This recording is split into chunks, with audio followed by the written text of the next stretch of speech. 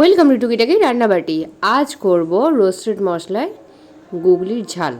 তো তার জন্য আমি আলুটা কুচো করে নিয়েছি, একটু আলু দিলে টেস্টটা ভালো হয়। আর সাথে দিয়েছি নুন, হলুদ আর লঙ্কার গুঁড়ো। এরপর লঙ্কা আর পেঁয়াজ কুচি দিয়ে খুব ভালো করে আলুর সাথে আমি ভেজে নেব, আর সাথে সামান্য একটু নুন দেব, যদিও আলুর মধ্যে নুনটা দেওয়া ছিল। এরপর আমি আদা রসুনের পেস্ট দিয়ে খুব ভালো করে মশলাটা ভেজে নেব। মশলাটা কিন্তু খুব ভালো করে ভাজতে হবে, যেহেতু আমি মশলাটা আগে থেকে কষাইনি, একসাথে করছি, তাই অবশ্যই খেয়াল রাখবেন মশলাটা খুব ভালো করে ভেজে নেব।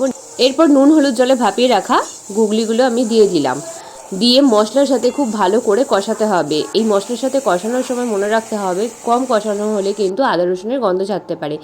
এরপরই আমি একটা রোস্টেড ভাজা মশলা করে নেব, তার মধ্যে আমি দিয়ে ধনে, জিরে, মৌরি, গোটা গরম মশলা, শুকনো লঙ্কা, তেজপাতা আর সাথে দিয়েছি ব্ল্যাক পেপার।